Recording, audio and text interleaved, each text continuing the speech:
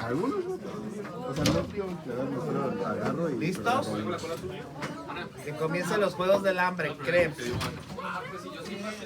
Te grité del pasillo que no me cerraron.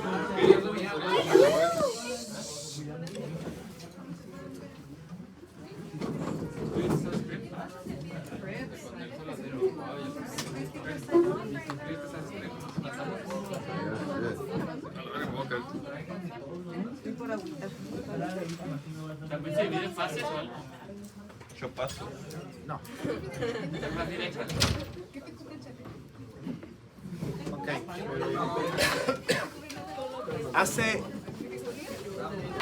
En 1937 se descubrió por primera vez el ciclo de Krebs. ¿Sí? En 1937, fíjense. Él es el responsable de incluir en bioquímica estos temas, ¿no? El señor Krebs, ¿no? Qué gordo me cae. Ya no vive, obviamente, ¿no? ¡Qué bueno! ¿Será? ¿Será? Ah, Era tan inteligente porque se murió. Reencarnó en el químico. No, pues sí. ¿Cómo se llama? Señor Hans Krebs. Ok. es lo mismo que el Hans ácido Krebs se cítrico. llamaba, ¿eh? Es lo mismo que el ciclo del ácido cítrico. Ok, el ciclo de Krebs también se le conoce como el ciclo del ácido cítrico o el ciclo de los ácidos tricarboxílicos, que se abrevia como TCA por sus siglas en inglés, ¿ok? Entonces le podemos decir ciclo de Krebs, ciclo de los ácidos tricarboxílicos o ciclo del ácido cítrico, ¿sí? Todos estos nombres pueden recibir la vía metabólica. Ahí está, ¿no? Todas las... ¿Qué importancia tiene el ciclo? Pues dice que es una encrucijada metabólica, que todos los destinos te llevan al ciclo de Krebs. Entonces, cuando hablamos nosotros del ciclo de Krebs, ustedes en los libros van a encontrar, ¿sí? Un término que se los menciona como anaplerótico, ¿ok? Eso lo van a encontrar muy frecuentemente en los libros, que el ciclo de Krebs es una vía anaplerótica, ¿sí? La ruta anaplerótica, si ustedes lo leen, dice que son aquellas que proporcionan intermediarios del ciclo de los ácidos tricarboxílicos, ¿sí? O sea, son aquellos intermediarios que te conectan al ciclo de Krebs. Por ejemplo, piruvato te conecta al ciclo de Krebs porque te lleva a la formación de acetilcoenzima A. Piruvato te lleva a la formación de oxalacetato, por ejemplo, ¿no? Entonces, los aminoácidos, si se desaminan, pueden formar intermediarios metabólicos, como alfa-cetoglutarato, por ejemplo, ¿sí? Y algunos otros más, ¿no? Entonces, eso tiene que ver cuando hablamos de anaplerótico, que te conecta con otros intermediarios en común. Dice que hay formación de acetilcoenzima A, que ya lo vimos como a partir del complejo PDH, y reacciones oxidativas del ciclo. ¿Por qué hablamos de reacciones oxidativas? Porque lo hacemos con el uso de oxígeno. Balance energético. ¿Cómo se hace el balance energético? Ahí en la ruta no van a ver que generemos ATP. Los generamos indirectos. ¿Qué quiere decir indirectos? NADH, FADH o GTP. Un NADH equivale a 3 ATPs. Un FADH genera 2 ATPs. Y un GTP te genera un ATP. ¿Okay? Los vamos a ir viendo. ¿Okay? La naturaleza anfibólica del ciclo. ¿Por qué anfibólico? Porque pues dentro de lo que es el catabolismo y el anabolismo lo conectamos. Anfibólico quiere decir que puede ser catabolismo y anabolismo. Dice con conexiones con rutas biosintéticas. Reacciones anapleróticas regulan el ciclo de Krebs. Entonces, lípidos, carbohidratos y proteínas nos van a conectar. Quiero que vean una imagen para que vean todo lo que conecta. Ahorita me regreso.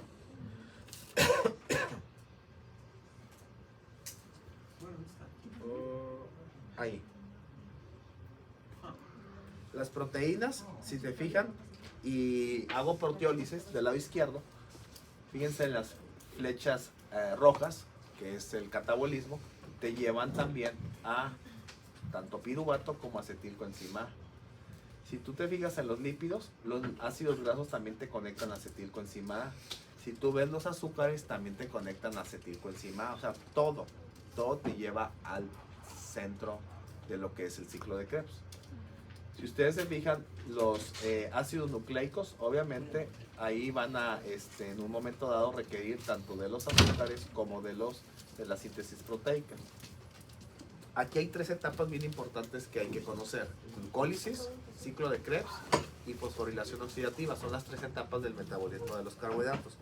En medio queda el complejo PDH, prácticamente queda como un intermediario, ¿no?, para la formación de acetilcoenzima.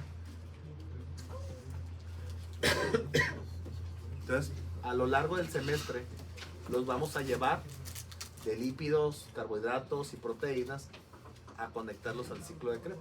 Los vamos a traer dando vueltas alrededor del ciclo de Krebs. Es todo lo que vamos a hacer. ¿Sí?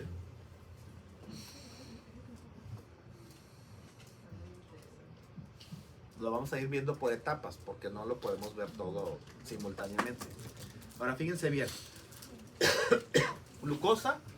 Si se oxida la glucosa, llegamos a piruvato, se descarboxila y por la PDH llegamos a acetilcoenzima.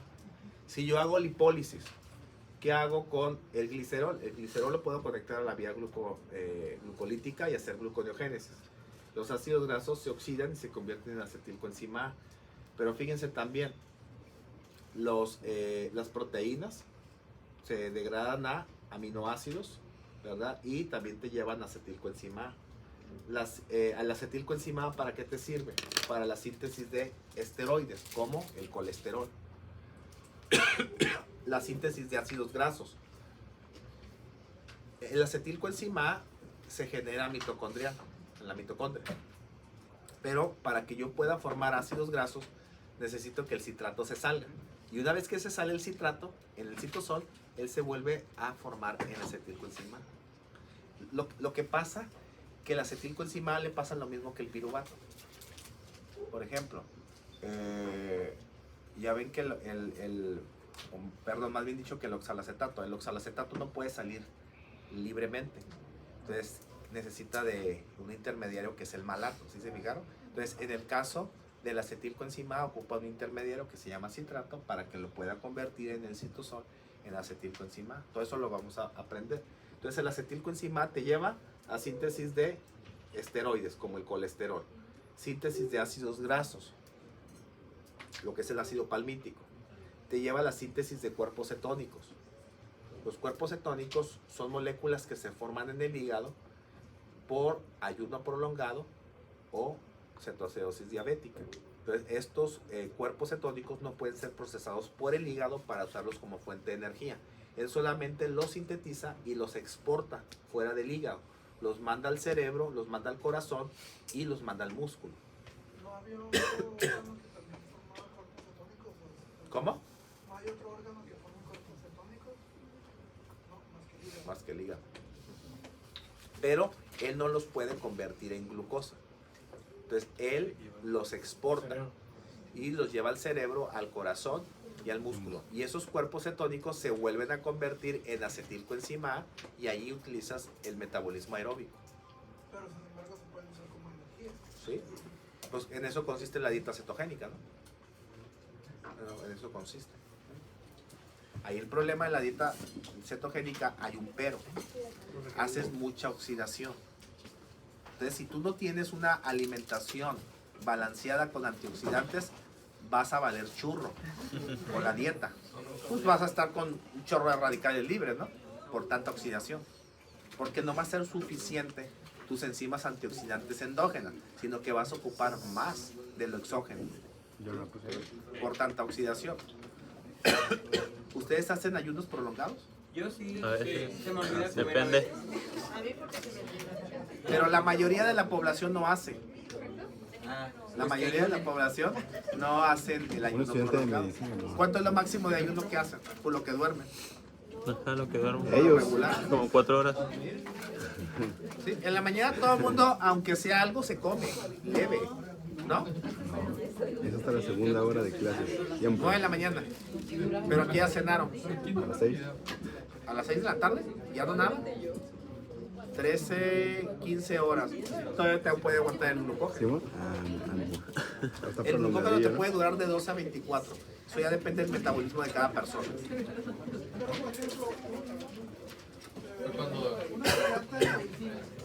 ¿Qué?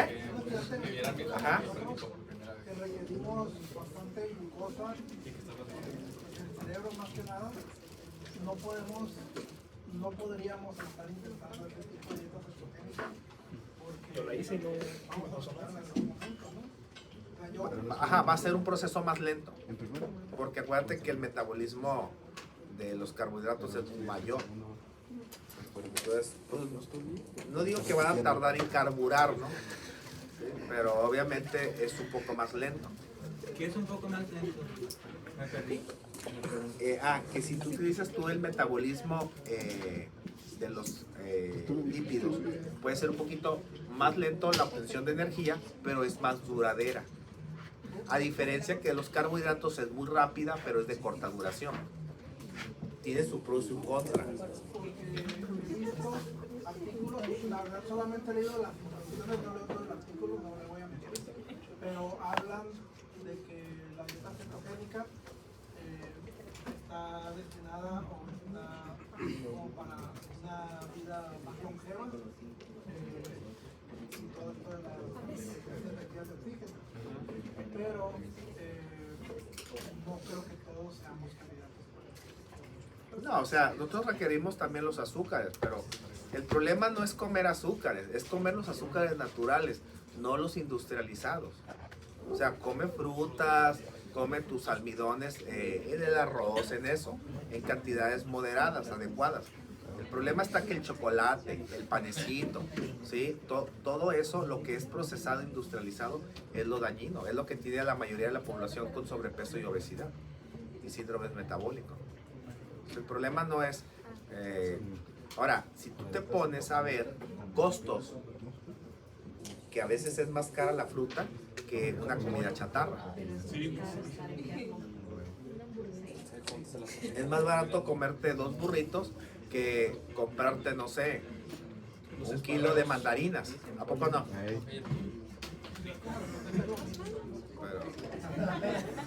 Entonces, eso a veces la gente hace el comparativo, ¿no? ¿Qué opina de los panes que son cetogénicos? ¿Qué opino de los panes? ¿Es real o es mentira? Pues sí, porque no utilizan el azúcar, o sea, utilizan otro tipo de semilla y no lleva azúcar. ¿O siguen usando los panes? Pues es que acuérdate que como así lo procesas, lo metabolizas, lo quemas, no acumulas. Es que acuérdate que tú no vas a, así como lo obtienes, lo quemas.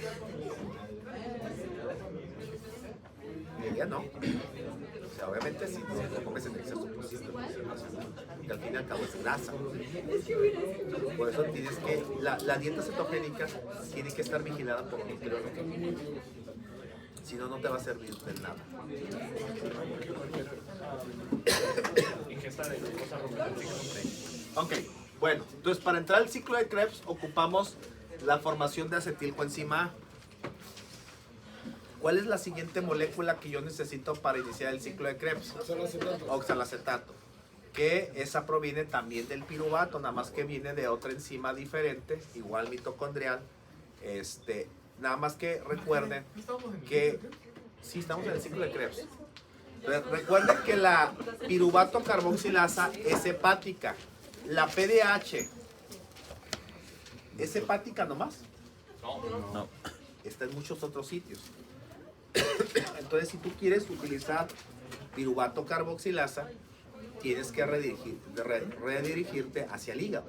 Entonces, tendrías que utilizar las grasas, los lípidos, o en este caso las proteínas, para poderlos convertir en gluconeogénesis. Recuerden que al final la gluconeogénesis es lactato, glicerol y oxalacetato, o los aminoácidos en este caso. Ya vimos el complejo PDH, ¿sí? ¿Sí? Porque es esencial para que empiece el ciclo de Krebs. Ya vimos cómo se forma la molécula de la coenzima A partir de su precursor, que es el ácido pantoténico, ¿sí? Y bueno, ya vimos todas las vitaminas que contribuyen en el metabolismo energético. ¿Dónde se lleva a cabo el ciclo de Krebs? Mitocondria. Dice todas las células que contienen mitocondrias, excepciones, eritrocitos, retina y obviamente músculo, células blancas. Nada más como aclaración. Eritrocitos, retina. Y células blancas del músculo. El músculo no lo menciona porque pues hay fibras rojas, ¿no? Pero pues recuerden que hay fibras blancas, ¿no? Función catabólica y anabólica. Eso le llaman anfibolismo. Catabólica, ¿por qué? Porque oxida glúcidos, ácidos grasos, proteínas para generar ATP. Y anabólica, porque algunos intermediarios son precursores biosintéticos. Por ejemplo, para biosíntesis. Para biosíntesis, ¿qué necesitamos? Yo necesito el oxalacetato para formar glucosa. Y eso es biosíntesis. ¿Sí? Porque una cosa es que yo haya degradado la glucosa, la haya oxidado y ahora la quiero formar de nuevo. ¿Estamos de acuerdo? Entonces ahí hay un proceso anabólico. También el ciclo de Krebs también necesita de citrato. ¿Para qué hago citrato? O lo requiero para formar ácidos grasos y luego hacer triglicéridos. ¿Sí se fijan? También ahí está la parte anabólica. Y en el caso de los aminoácidos, pues los aminoácidos, por ejemplo, si el oxalacetato y el piruvato reciben un grupo amino de otro aminoácido, se pueden formar aminoácidos. Eso se llama transaminación. Entonces, una vez que hacemos transaminación, puedo hacer síntesis de proteína y nuevamente hacemos el anabolismo. Por eso se llama la lanzadera malato-aspartato.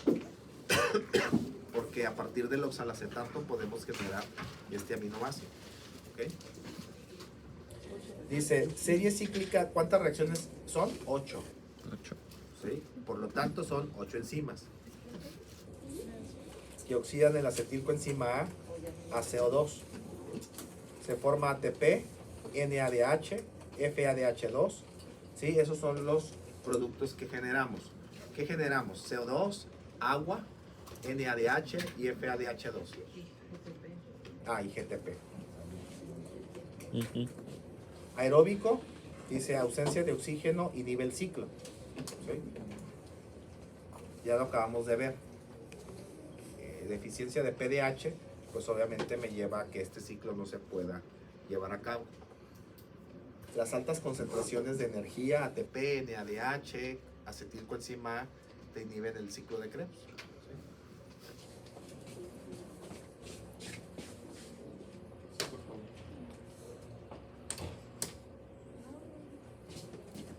Y en el año de 1953 les entregaron el premio Nobel. Qué bueno. ¿En serio? No, nomás como dato. Por si estaban con el pendiente. Mira, no vaya diciendo que no iban a dormir, ¿eh? Porque le daría. Y al año siguiente se dio. ¿Qué premio Nobel se dio en 1954? Lo tuvieron que haber aprendido en biología celular y molecular. El de Watson y Crick. What the? Y me voy a hacer el... Yo iba a decir autofagia, güey. ¿Cómo que la autofagia? No, fíjense, No sé, no llevamos 2 años claves en los avances de la ciencia. En el 53, obviamente desde el 37, ¿no? Pero se dio hasta 1953. Y en el 54, aquí en la UCSD, aquí en San Diego, en La Joya, se hizo el descubrimiento. No voy a entrar en detalle si se lo robaron a una doña ahí, la fórmula o no, ¿verdad? Pero bueno, no voy a entrar en detalle. Que sí saben un poquito la historia, ¿verdad? Que se rumora que Watson y Crick no descubrieron el genoma humano, que fue una mujer y que le robaron toda la información. Salió un libro muy famoso, ¿no? Entonces, pues lo que pasa es que le pidieron evidencias y no tuvo todas las evidencias, pues, o sea, se quedó como un 50%, pues. Digo, si se lo robaron muy bien. Y dejaron sin evidencia, ¿no? Digo, pero nunca hubo algo que les hicieran quitar el premio, ¿no? Entonces se lo dejaron y ya, pues... Así pasa, ¿sí? ¿Premio Nobel? Ahí está la visión global del ciclo de Krebs. No sé si les llama la atención que va aumentándose la cantidad de carbonos. Ahora, ¿por qué la molécula de acetilcoenzima A, cuando se convierte en citrato, se va a 6 carbonos? Es que ahí se une oxalacetato con acetilcoenzima A. ¿Sí? El oxalacetato ya les había dicho, tiene 4 carbonos y el acetilcoenzima A tiene 2. Por eso se convierte en 6 carbonos. ¿Sí? Sí. Y luego de ahí formamos isocitrato y alfa-cetoglutarato. Ya cuando llegamos al alfa-cetoglutarato, como si se fijan que se pierde un carbono, ahora se quedan 5 carbonos. Sí. ¿Ok? Y luego de alfa-cetoglutarato volvemos a formar succinilcoenzima A, liberamos otro carbono, ahora te quedan 4 carbonos. ¿Sí se fijan cómo va disminuyendo la cantidad de carbonos? Y luego de succinil te va a succinato. ¿Sí? Ahí se mantiene, no hubo pérdida de CO2. Y luego de ahí pasamos a fumarato, se sigue conservando. Malato se sigue conservando y oxalacetato se sigue conservando. ¿Mande? No es tanto. Ahora fíjense bien, con esto nada más voy a terminar. Ok, nada más les voy a decir quiénes conectan con otros ciclos metabólicos. ¿Okay? Hombre, químico, todo. Fíjense bien. Citrato, bueno, para empezar, acetilcoenzima A es muy importante para otros ciclos biológicos que acabo de mencionar. Citrato, ¿con quién te conecta? Con lipogénesis, síntesis de ácidos grasos. Alfa-cetoglutarato es un aceptor de grupos aminos, por lo tanto te puede formar glutamato y te lleva a otras vías que más adelante voy a mencionar. Tiene algo relacionado con la B12 esa. ¿Qué dijo? Aceptar. Era la. No, aceptar de era grupos la aminos, succinilcoa. Succinilcoenzima A, ¿a dónde te lleva? A la síntesis de hemo. ¿Sí? ¿Esto en el hígado? ¿Nada más o...? En cualquier tipo de célula. ¿Sí? ¿Sí? Succinato, por ejemplo, te lleva a la síntesis también de otros aminoácidos.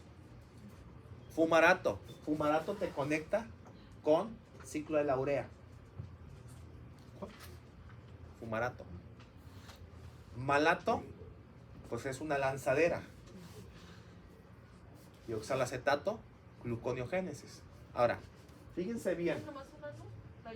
Excelente. Isocitrato, no lo voy a utilizar con ese término, ¿eh? Pero no que quede como un punto muerto. Es uno de los únicos metabolitos de el ciclo de Krebs que no conecta con ninguna otra vía. ¿Sí? Todos te conectan con alguna ruta metabólica. Él es un aceptor de grupos amino que puede llevar a la síntesis de glutamato.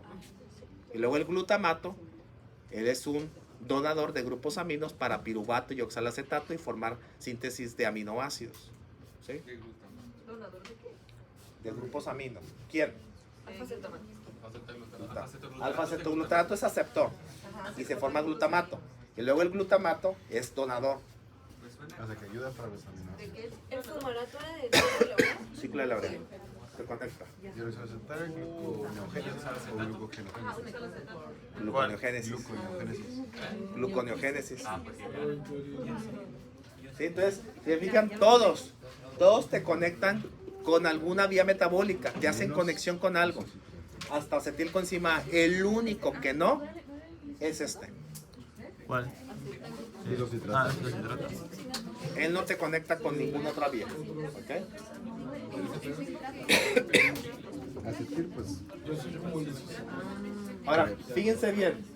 Quiero que me digan cuántos NADHs se generan en el ciclo de Krebs. 3. Por lo tanto, ¿cuántos ATP son? Redondeando a 3. 9. ¿Cuántos FADH se generan? 1. 2. ¿Dónde está el otro? 2. 2, FADH 2. Infinitos porque es un círculo.